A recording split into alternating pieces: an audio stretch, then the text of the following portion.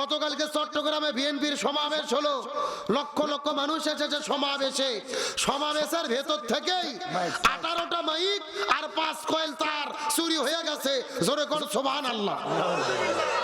নেতা বক্তব্য দিচ্ছে চুরি বন্ধ করব, সাদাবাজি বন্ধ করব, সন্ত্রাসী বন্ধ করব, বক্তব্যও চলতেছে, মাইক চুরিও চলতেছে।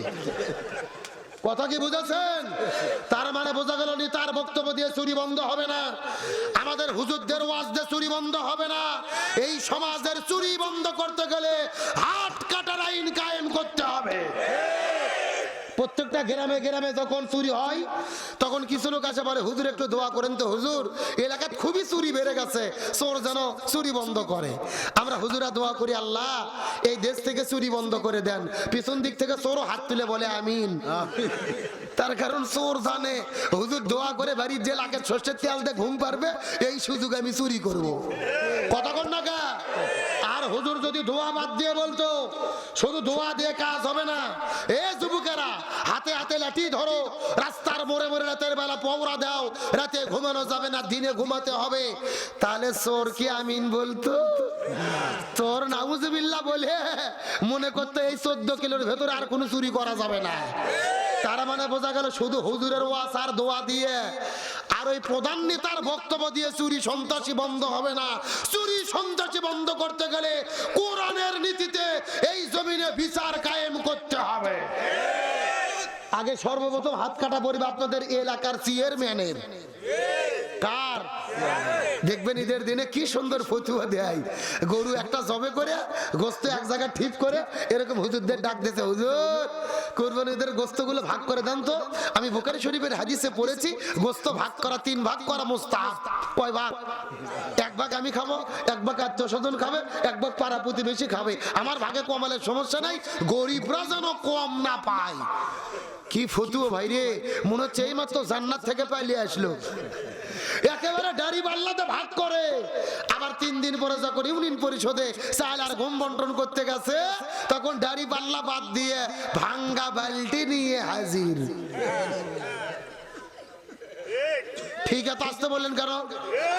জোরে বলেন ঠিক, আরো জোরে ঠিক। কাগজের ভেতরে লেখা নিচ্ছে আব্দুল সালাম 20 কেজি, চাল দিচ্ছে 12 শেয়ার। কয় শেয়ার? তখন আব্দুল সালাম বলতেছে, কে ভাই মেম্বার সাহেব, চেয়ারম্যান সাহেব, কাগজে লেখে নিলেন 20 কেজি, চাল দিচ্ছেন 12 শেয়ার, ব্যাপার কি? বলে বেশি কথা বললে কিন্তু তোর নাম কেটে দেব। তখন গরিব বলতেছে, ভাই নাম কাটেন না, যা দেন খাইয়ে বাঁচি।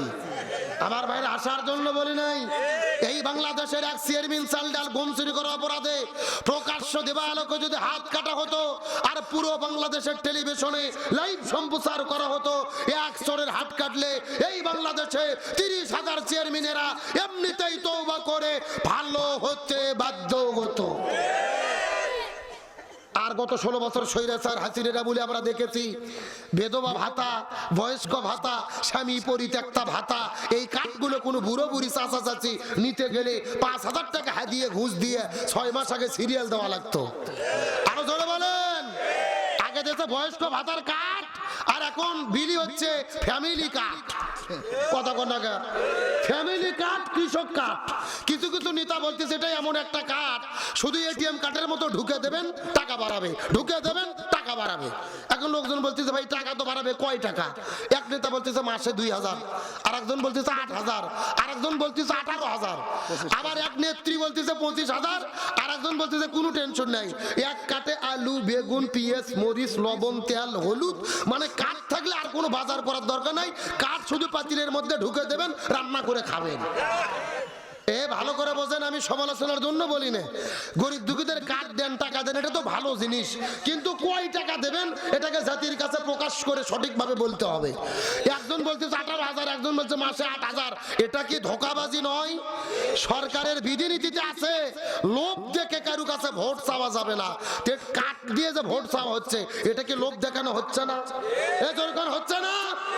আপনি ক্ষমতায় যাওয়ার পরে কার্ড দেন, ফ্যামিলি কার্ড দেন, কৃষক কার্ড দেন, ভালো কাজ, তবে ভোটের আগে ভোট দেন, তাহলে আমরা কার্ড দেব। নিঃসন্দেহে এটা লোভ দেখায়া এটা ধোঁকাবাজি করার শামিল। এ ভালো করে বোঝার চেষ্টা করেন, তাহলে চুরি যদি বন্ধ করতে চাই কিসের বিচার লাগবে? ভালো করে বোঝেন, এই বাংলাদেশে আল্লাহর কোরআন বলেন জানিয়াতু জানি ফাজলিদু কুল্লু ওয়াহিদিন মিনহুমা মিয়াতা জালদা। যদি কেউ জিনা করে বিয়ে করার আগে 100টা বেতের আঘাত করে তাদেরকে বিয়ে করে দিতে হবে, কার কথা? আর যদি কেউ বিয়ে করার পরে জিনা করে বুক পর্যন্ত মাটিতে পুঁতে রেখে পাথর মেরে হত্যা করতে হবে, কার কথা? আজকে বাংলাদেশের এক জিনাকারীকে ধরে প্রকাশ্য দেবালোকে বুক পর্যন্ত মাটিতে পুঁতে রেখে পাথর মেরে যদি হত্যা করা যেত, সব টেলিভিশনে সম্প্রচার করা যেত, এই বাংলাদেশে চুরি তো দূরের কথা, ধর্ষণ তো দূরের কথা, ইফতিজিং তো দূরের কথা, অনেক যুবকের রাতের বেলা স্বপ্ন দোষ পর্যন্ত বন্ধ হতো। কথা কোন কথা কোন? তার মানে বোঝা গেল কোরআনের বিচার কায়েম হওয়া ছাড়া এই জমিনে শান্তি কায়েম হবে। সৌদি আরবে চুরি করলে হাত কাটার আইন আছে। আমি 3-4 বার হজ এবং উমরা করতে মক্কা মদিনায় গেলাম, কিন্তু আল্লাহর কি কাম, আমি কোনো হাত কাটা লোক দেখিনি। আপনাদের মধ্যে কেউ দেখছেন নাকি? আমি গত বছর যাওয়ার পরে মসজিদে নববীতে এক শাইখকে জিজ্ঞেস করলাম, শাইখ এখানে তো হাত কাটার আইন আছে, তে হাত কাটা লোক নাই কেন? আমাকে বলতেছে, হুজুর আপনি পাগল হয়েছেন, যেই দেশে হাত কাটার আইন থাকে ওই দেশে কোনো চুরি থাকে না।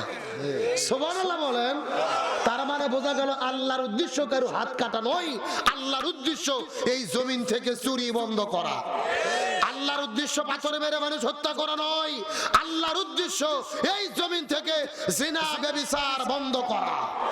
সুতরাং স্বাধীনতার 54 বছর পার হয়ে গেছে, বাবার নীতিতে দেশ চলেছে, চাচার নীতিতে দেশ চলেছে, স্বামীর নীতিতে দেশ চলেছে, কারো নীতি শান্তি দিতে পারে নাই।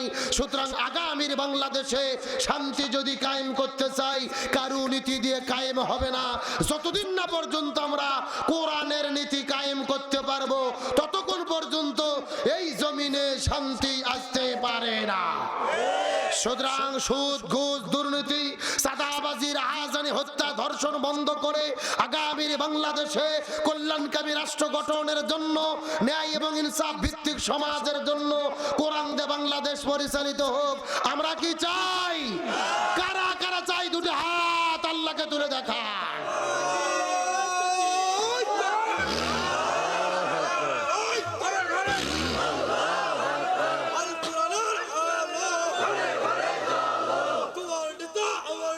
বিশ্বনবী মুস্তাফা আল্লাহর আইন চাই, সৎ লোকের শাসন চাই। নারায়ে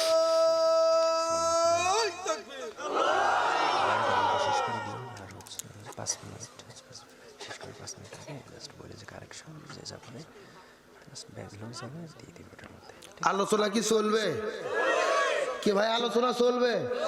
তারপরে 5 মিনিট বলেন, মানে সমস্যা কি? আজকে ফজর পর্যন্ত ওয়াজ হবে। কোনো ভয় আছে? ভটসরের কথা বললে সমস্যা আছে, স্বৈরাচারের কথা বললে সমস্যা আছে। আমি কি লাইন ছাড়া কোনো কথা বলছি? কোরআন হাদিস ছাড়া বলেছি? কোরআন হাদিস মিল করে বাস্তবতার আলোয় কথা বলেছি। সুতরাং আলোচনা চলছে চলছে। বাতিলের কাছে মাথা নত করা যাবে। তাহলে শান্তির জন্য কি লাগবে? কোরআনের পক্ষে আমরা আছি তো ইনশাআল্লাহ। আগামী নির্বাচন পর্যন্ত ওয়াজ মন থাকবে। মন খারাপ করেন না। কথাটা কেন বললাম, এই বাংলাদেশে এমন ভোটার আছে 5 টাকার চা খাইয়া ভোট বিক্রি করে, 5 টাকার পান খাইয়া ভোট বিক্রি করে, 2 টাকার বিড়ি খাইয়া আমানত ভোট বিক্রি করে। আর ভাই ভোট হলো একটা আমানত। আপনি দেখে শুনে 5 টাকার চা খাইয়া, বিস্কিট খাইয়া, পান খাইয়া, বিড়ি খাইয়া একটা ভোট বিক্রি করে দেবেন, এ কখনো মানুষ হতে পারে? আরে ভাই বাজারে একটা গরু বিক্রি হয় 80,000 টাকা। কয় হাজার? একটা অবলা জানোয়ার গরু বিক্রি হয় 80,000 টাকা। আর আপনি বাজারত যে 5 টাকার লাল চা খাইয়া বিক্রি হয়ে যান, ভোট বিক্রি করেন, আপনি পশুর চাইতে নিকৃষ্ট। আল্লাহর কোরআন বলেছে উলাইকা কাল আনআম, যাদের ভেতরে বিবেক বুদ্ধি কাজ করে না এরা হলো চতুষ্পদ জন্তু। আল্লাহর কোরআন বলতে চতুষ্পদ জন্তু বানর, শুকুর, কুকুর ন বালহুম আদল, এরা কুকুর শুকুরের চেয়েও নিকৃষ্ট। আর ভোটের আগে দেখবেন কিছু কিছু দালাল আছে, ওই কয়দিন আর কাজও করে না, টাকাও কামাই করে না, এই গোয়েন্দারি করে টাকা নিয়ে হাট করে খায়। কথা কয় না। এমনও দালাল আছে দেখবেন, প্রার্থীর কাছে যে বলে ভাই আমার অধীনে কিন্তু 100 ভোট। কয় ভোট? 100 ভোট আমার কাছে আছে, গুলি মিস হবে, ভোট মিস হবে না। আপনি দয়া করে একটু 10,000 টাকা দেন। এই প্রার্থীর থেকে 10,000, এর থেকে 20,000, ওর থেকে 30,000, পুরো দেশ টাকা খাই। ওর অধীনে 100 ভোট তো দূরের কথা, ওর বাড়ির মুরগি ওর কথা শোন না। কথা কন না, ওর বউ তাও টিটি করে ডাক দিলে মুরগি দৌড়ে আসে, কিন্তু ওর ডাকে মুরগিও আসে না। আর ওর কথাই নাকি এলাকার 100 জন লোক ভোট দেবে, এরকম বাটপার আছে না নাই? ভোট বিজনেস বাদ দেন। আজকে টাকা খেয়ে যদি আপনারা এমপি মন্ত্রী বানান, যে এমপি 10 কোটি টাকা খরচ করে এমপি হবে, ও চিন্তা করবে ক্ষমতায় গিয়ে কেমনে 20 কোটি টাকা অর্জন করব। এমপি মন্ত্রী চেয়ারম্যান মেম্বারদের দোষ কম, বেশি দোষ হলো আমাদের ভোটারদের। আমাদের খাসলত খারাপ, আমরা টাকা দিয়ে ভোট বিক্রি করি, আমানত বিক্রি করি, এই জন্য তারা ক্ষমতায় গিয়ে আমাদের বাটাম ফাটায়। নেতারাও খুবই চাইলে থাকে ভাই, ভোটের আগে দেখবেন কলার গাছ দেখলেও সালাম দেয়। কতক্ষণ আগে যারে দেখে তারে সালাম মারে, আবার ভোট পার হয়ে গেলে পিছন দিক থেকে ডেকে ডেকে টর্চ লাইট দিয়ে নেতা খুঁজে পাওয়া যায় না। আমরা কি আমানত বিক্রি করব? তবে এই সমস্ত নির্বাচনী সিস্টেম শেষ করে দিয়েছে বাংলার সাহসী বীর হাসনাত আব্দুল্লাহ। টাকা দিয়ে ভোট কিন্তু আমরা দেশে দেখেছি, অথচ হাসনাত আব্দুল্লাহ যখন ভোট চাইতে যাচ্ছে হাজারো মানুষ তার পিছে টাকা নিয়ে ঘুরতেছে। সুবহানাল্লাহ বলবেন না? হাসনাত আব্দুল্লাহকে টাকা দিচ্ছে, কেউ পিঠা বানাইয়া খাওয়াচ্ছে। এটাই হলো 24 পরবর্তী নতুন বাংলাদেশ। আগে টাকা দিয়ে ভোট কেনা হতো, এখন প্রার্থীদের মানুষ ভালোবেসে টাকা দিচ্ছে, পিঠে খাওয়াচ্ছে, ভাত খাওয়াচ্ছে। আমরা বিশ্বাস করি হাসনাত আব্দুল্লাহ সাহসী বীর সংসদে যাবে, কোরআনের পক্ষে কথা বলবে ইনশাআল্লাহ, এই দেশের পক্ষে কথা বলবে ইনশাআল্লাহ, হাজির স্বপ্ন বাস্তবায়ন হবে ইনশাআল্লাহ বলেন। আর যারা সন্ত্রাসী করবে তাদের দেশের জনগণ বয়কট করবে কি করবে না? সূরা হাসর 28 নম্বর পারার 7 নম্বর পৃষ্ঠার 9 নম্বর লাইনে 7 নম্বর আয়াতে কারিমা তাফসীর ইবনে কাসিরের মধ্য থেকে বলতেছি, আল্লাহ রাব্বুল আলামিন বলেন, এ পৃথিবীর মানুষেরা ভালো করে বোঝার চেষ্টা করো, এই দুনিয়ার মধ্যে যদি তোমরা শান্তি পেতে যাও আর আখিরাতের মধ্যে যদি তোমরা মুক্তি পেতে যাও, ওয়া মা আতাকুমুর রাসূলু ফাখুযু, নবী যেটা করেছে, নবী যেটা করতে বলেছে সেটা তোমাদেরকে করতে হবে। ওয়া মা নাহাকুম আনহু ফান্তাহু, নবী যেটা করে নাই, যেটা করতে নিষেধ করেছেন সেটা থেকে তোমাদেরকে দূরে থাকতে হবে। তার মানে বোঝা গেল এ ফরিদপুর মুমিনকার মুসলমান, আমাদের নবীজি পুরো জীবনের ভিতরে যা যা করেছে আমাদেরকেও তাই তাই করতে হবে। আর নবী যেটা করে নাই আমাদের সেটা করা যাবে না। চিৎকার করে বলেন তো দেখি, হুকুম কার? আরো জোরে। এ ফরিদপুর মুসলমান গভীর মনোযোগ বোঝার চেষ্টা করেন, নবী পুরো জীবনের মধ্যে কি কি করেছে আর আমাদের জন্য কি কি করা দরকার, এই বিষয়টা বোঝানোর পরে আপনাদের মধ্য থেকে বিদায় নিয়ে চলে যাওয়ার চেষ্টা করব। কথাগুলো সুন্দর করে বোঝার চেষ্টা করবেন। আমার নবীজি মক্কা থেকে মদিনায় হিজরত করে চলে গেলেন। ওই মদিনায় যাওয়ার পরে মদিনা নামক একটা রাষ্ট্র গঠন করলেন, আর আমাদের নবী হলেন ওই মদিনা নামক রাষ্ট্রের রাষ্ট্রপতি। আমার নবী ছিল রাষ্ট্রপতি। জোরে বলেন, আমার নবী কি ছিল? কে রে ভাই, নবী রাষ্ট্রপতি ছিল বলতে ভয় লাগে, লজ্জা লাগে। যারা চাপা খুলবে না মনে করবেন এদের মধ্যে ভেজাল আছে। আমার নবী ছিল রাষ্ট্রপতি। জোরে বলেন, আমার নবী কি ছিল? আরো জোরে। তাহলে এখন আমি আপনাদের জিজ্ঞাসা করে বলেন তো দেখি, আমার নবী যদি রাষ্ট্রপতি থেকে থাকে তাহলে আমাদেরকে, এই বাংলাদেশের আলেমদেরকে, হুজুরদেরকে এই দেশের ভেতরে রাষ্ট্রপতি হওয়ার দরকার আছে না নাই? এই ওয়াজ করলেই বিপদ। আমরা যদি বলি খাবার পরে মিষ্টি খাওয়া সুন্নাত, সবাই বলে সুবহানাল্লাহ সুবহানাল্লাহ, তার মানে আরো খাবার চাই। কিন্তু যখন আমরা বলি জেলের মধ্যে যাওয়া সুন্নাত, আমার নবীজি 3.5 বছর ধরে শিবে আবু তালিব নামক জেলের মধ্যে বন্দী ছিল। ওই নবীর তরিকায় জেলের মধ্যে যাওয়া সুন্নাত। আমার নবী তায়েফের ময়দানে শরীর থেকে রক্ত ঝরাইছে, ওই নবীর তরিকায় রক্ত ঝরানো সুন্নাত। আমার নবীজি উহুদের প্রান্তরে দন্দান মোবারক শহীদ করেছিল, ওই নবীর তরিকায় দন্দান মোবারক শহীদ করা সুন্নাত। আমার নবী 10 বছর ধরে মদিনা নামক রাষ্ট্র কোরআন দিয়ে চালাইছে, ওই নবীর তরিকায় কোরআন দিয়ে এই রাষ্ট্র পরিচালনা করা সুন্নাত। তখন কিছু লোক লাভ দিয়ে উঠে বলে আব্দুল সালাম যুক্তিবাদী হুজুর মনে হয় রাজনীতি করে। এ কথা কোন কথা কোন? ওদের কাছে নামাজ রোজা হজ যাকাত রাজনীতি মনে হয় না, জিকির তাসবিহ রাজনীতি মনে হয় না। নবীর তরিকায় জেলে বন্দী হওয়া, নবীর তরিকায় রক্ত ঝরানো, নবীর তরিকায় কোরআন দিয়ে সমাজ চালানো রাজনীতি মনে হয়। এরা কপাল পোড়া, আমার নবীজির সিরাতকে তারা বুঝতে পারে নাই। অত সোজা নয়। আমার নবী ছিলেন মসজিদুন নববীর ইমাম, আবার মদিনা নামক রাষ্ট্রের রাষ্ট্রপতি। তার মানে বোঝা গেল রাসূলের সিরাতের শিক্ষা হলো যিনি মসজিদের ইমাম হবে তাদেরকে সমাজের ইমাম হতে হবে। আচ্ছা, আপনাদের এই ইউনিয়ন পরিষদের নাম কি? North Channel Union. হ্যাঁ, North Channel Union. North Channel. হ্যাঁ, ভালো করে বোঝেন। এই নর্থ চ্যানেল ইউনিয়নের ভেতরে সবচাইতে বড় মসজিদের ইমাম যিনি হবে তাকে এই ইউনিয়ন পরিষদের চেয়ারম্যান হতে হবে।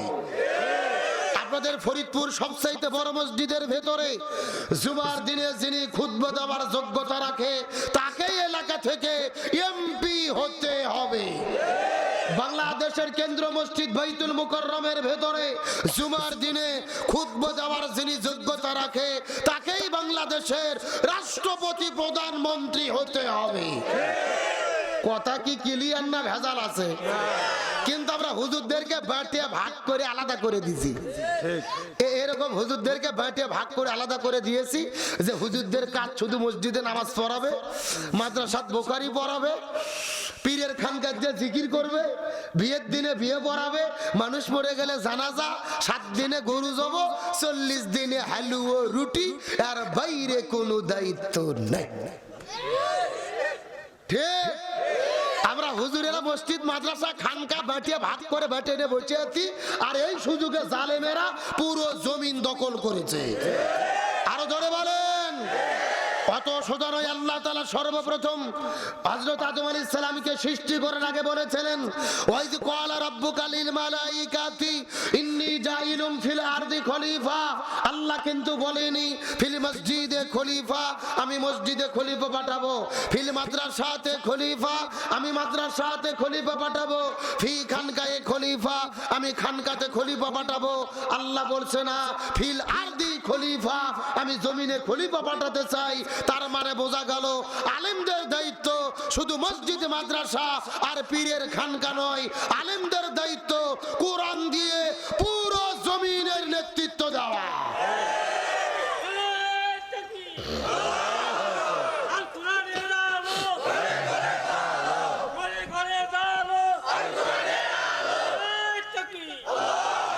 আলহামদুলিল্লাহ বলেন। বৃদ্ধ চাচার ইমানি শক্তি দেখছেন? আল্লাহ তাআলা কবুল করুক, আমিন বলেন। এখন বলেন আলেমদের নেতৃত্ব কি সমাজে চলে? জোরে বলেন চলে? আলেমদের নেতৃত্ব চলে মসজিদে মাদ্রাসায় আর পীরের খানকায়।